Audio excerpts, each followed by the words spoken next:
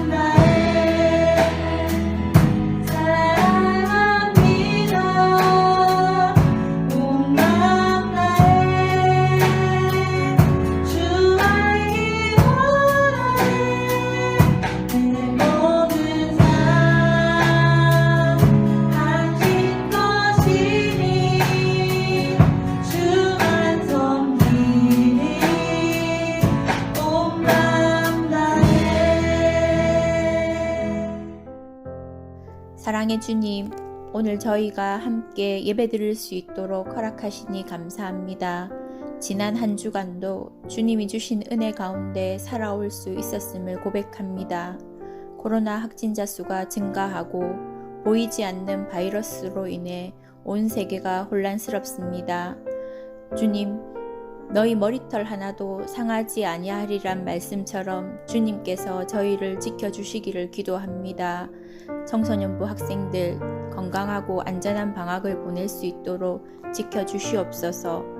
저희가 연약하나 주님 주시는 담대함으로 나아가게 인도하여 주시기를 기도합니다.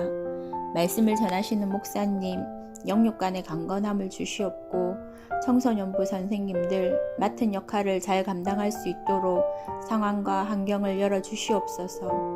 오늘 예배를 통해 저희들 마음에 믿음이 싹트고 열매 맺을 수 있도록 주관하여 주시옵소서. 이 모든 말씀 예수님 이름으로 기도드립니다. 아멘.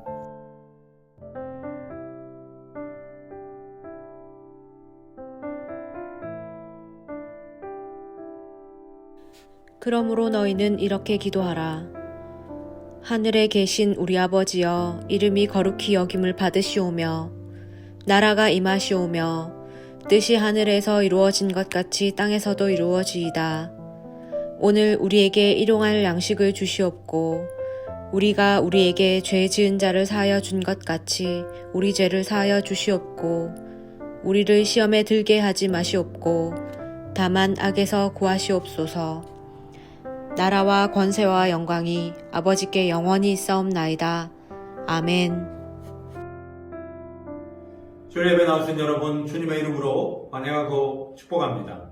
여러분의 영혼이 잘된 같이 여러분이 범사에 잘되고 강건하기를 주님의 이름으로 축원합니다. 주기도문 강의 첫 번째, 하늘에 계신 우리 아버지요.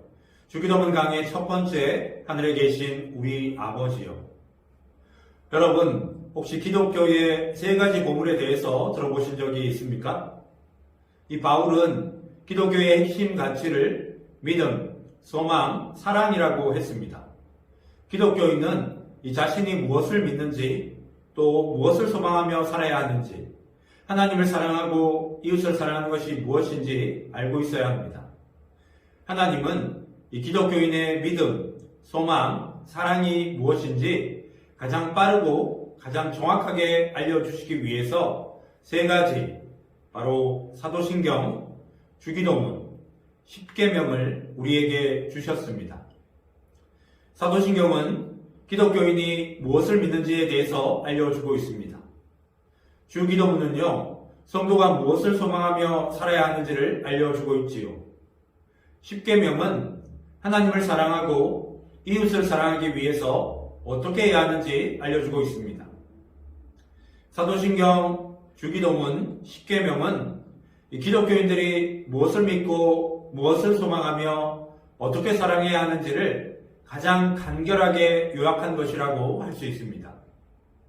그래서 이 사도신경, 주기도문, 십계명을 바로 기독교의 세 가지 보물이라고 부르는 것이죠.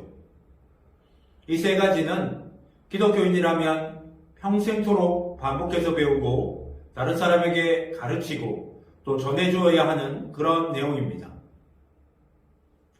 저희는 앞으로 8주간 주기도문에 대해서 알아보려고 합니다. 어떤 사람은 주기도문을 주문처럼 생각을 하는 경우가 있는데요. 그래서 무서운 꿈을 꾸거나 가위에 눌렸을 때 이 주기도문을 주문처럼 외우는 경우가 있습니다. 물론 그것이 잘못된 것은 아니죠. 그러나 주기도문은요, 이 주문이 아니라 예수님이 제자들에게 알려주신 기도문입니다. 예수님은 이 제자들에게 당시 종교 지도자들처럼 사람들에게 보이려고 기도하지 말고 이 골방에 들어가 하나님께 기도할 때 이 어떻게 기도해야 하는지에 대해서 가르쳐 주시면서 바로 이 주기도문을 알려주셨습니다. 9절 말씀을 보시면 너희는 이렇게 기도하라 라고 말씀합니다. 기도를 어떻게 해야 하는지 몰랐던 제자들에게 예수님이 친히 기도를 가르쳐 주셨던 것이죠. 우리는 이 기도할 때에 생각나는 대로 기도하는 경우가 많습니다. 그러나 이 예수님이 알려주신 기도는 굉장히 정교한 구조로 되어 있는데요. 이 주기도문을 배우기 위해서는 이 주기도문이 어떤 구조로 되어 있는지를 먼저 아는 것이 중요합니다. 이 주기도문은 부른말로 시작을 해서 6가지 주제로 간구를 하고 이 하나님께 영광을 돌리며 마무리가 됩니다. 이것을 이해하기 쉽게 이 햄버거에 비유해 보겠습니다. 사진에 보시면 이 고기 패티가 2개 들어있는 햄버거가 나옵니다. 맨 위에는 빵이 있고요. 그 다음에 고기 패티 2개, 그리고 마지막에 빵이 있습니다.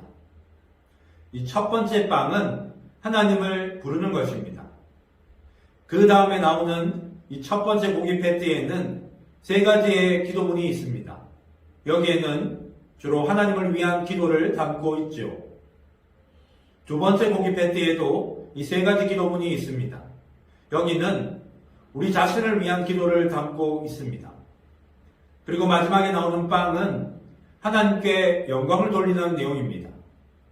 오늘은 이 주기도문의 첫 번째 빵에 해당하는 부분, 즉 하나님을 부르는 구절에 대해서 살펴보도록 하겠습니다. 주기도문은 하늘에 계신 우리 아버지여 라고 부르면서 이 기도가 시작이 됩니다. 특별할 것이 없을 것 같지만 이 당시 유대인들에게 이 표현은요 엄청난 충격이었습니다.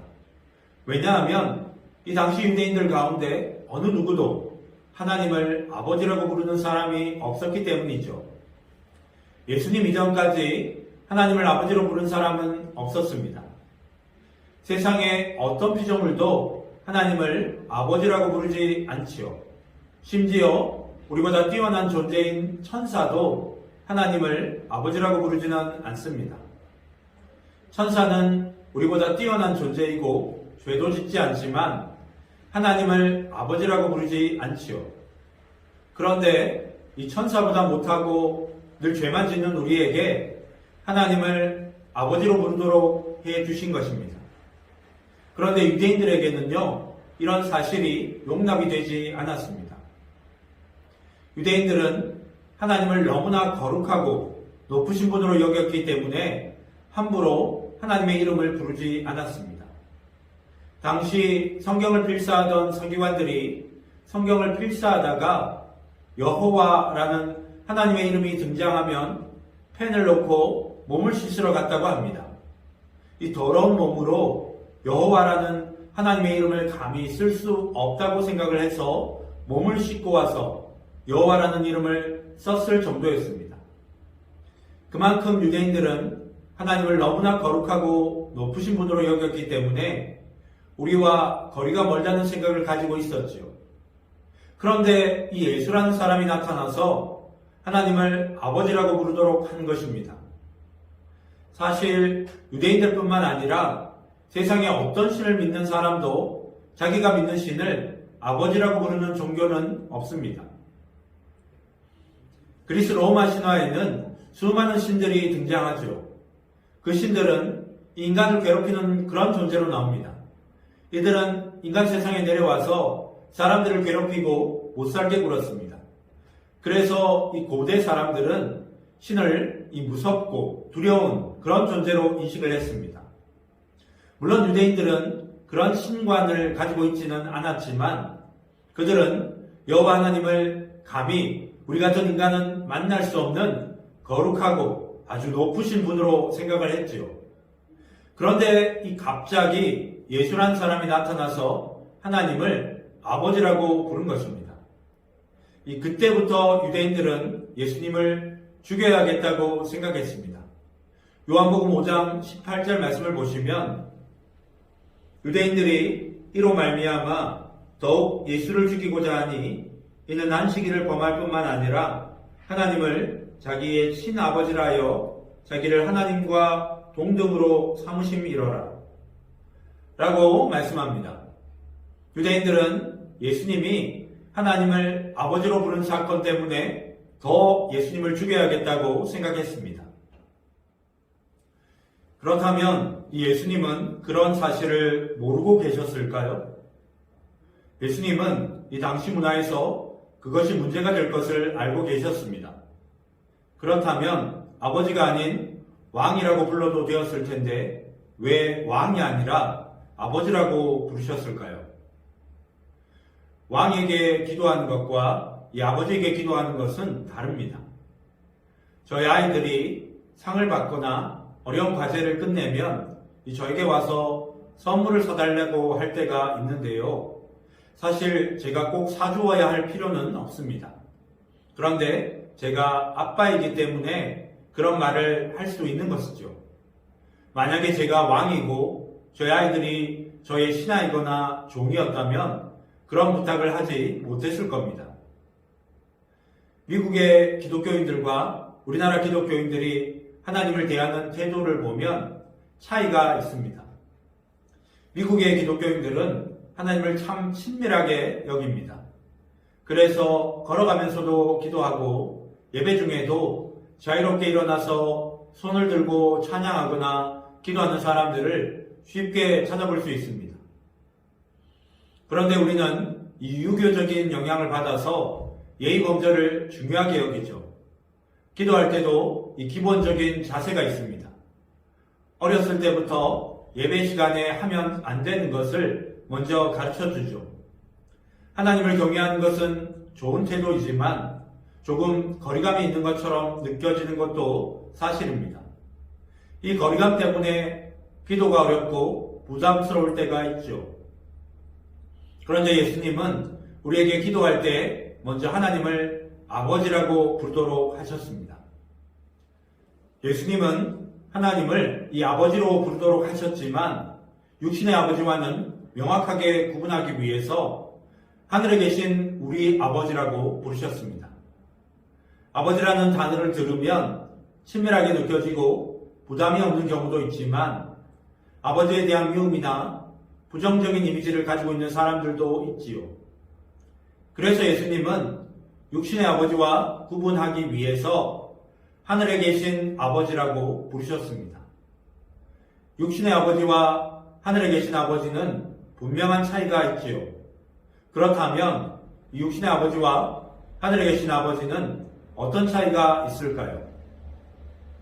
첫째, 능력의 한계가 있습니다. 육신의 아버지도 자기 자녀를 사랑하지만 모든 것을 해줄 수는 없지요.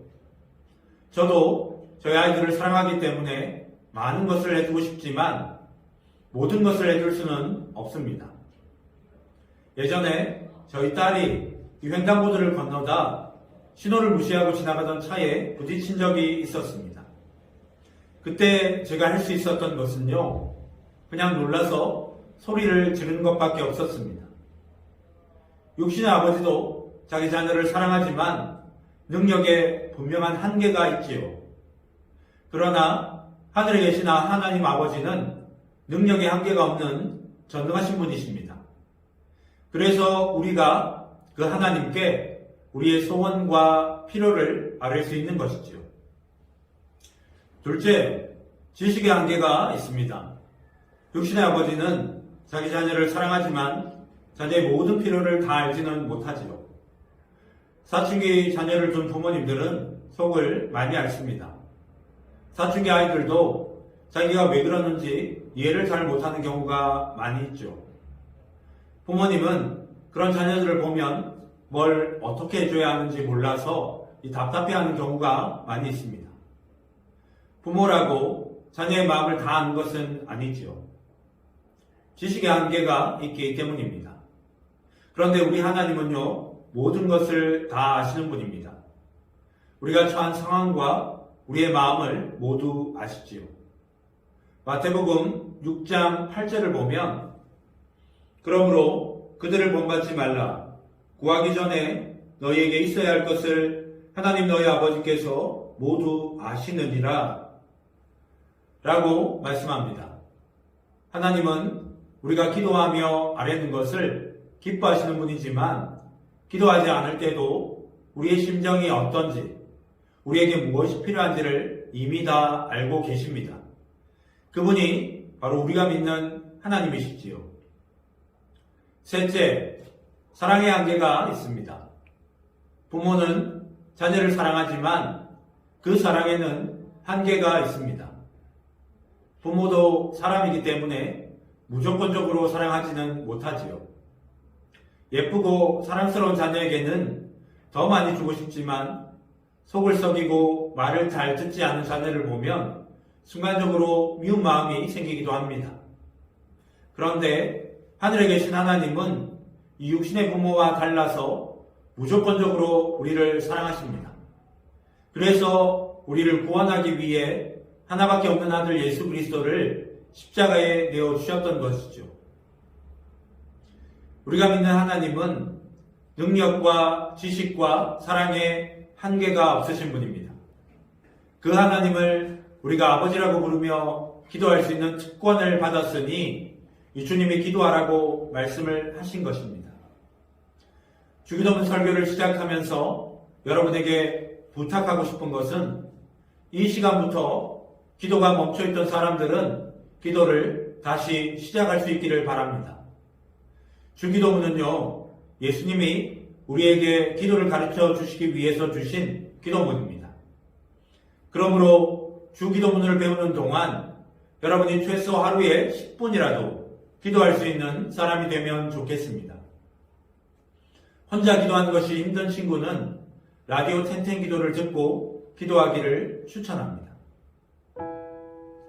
여러분이 기도하지 않는다고 하나님이 여러분을 자녀로 여기지 않는 것은 아닙니다. 우리가 기도하지 않는다고 자녀의 신분을 잃어버리는 것도 아닙니다. 그러나 자신이 놀라운 신분을 가지고 있는데도 그 사실을 모르고 살기 때문에 특권을 누리지 못하는 것이죠. 부모와 자식 간에 대화가 없다고 부모 자식 간의 관계가 끊어지는 것은 아닙니다.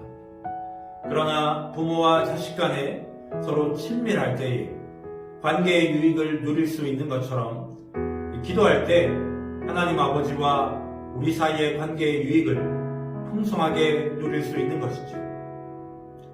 여러분이 기도할 때 누구보다 여러분을 사랑하시는 하나님 아버지의 보호하심과 인도하심을 풍성하게 누리는 은혜가 함께 하시기를 주님의 이름으로 축원합니다. 기도하겠습니다. 하나님, 오늘 말씀을 통해서 하나님이 우리의 아버지 되심을 다시 한번 깨닫고 기억하게 하시니 감사합니다. 능력의 한계가 없으시고 지식의 한계가 없으시고 사랑의 한계가 없으신 그 하나님을 온전히 의지하여 날마다 기도하며 하나님 자녀로서의 특권을 누리는 삶을 살아가는 청소년부 친구들이 될 수 있도록 이들이 하나님의 이름을 부를 때에 이들의 삶을 살펴주시고 선하고 의로운 길로 인도하여 주시고 하나님의 영광을 위해서 사용하여 주시옵소서. 감사드리며 예수님의 이름으로 기도드립니다.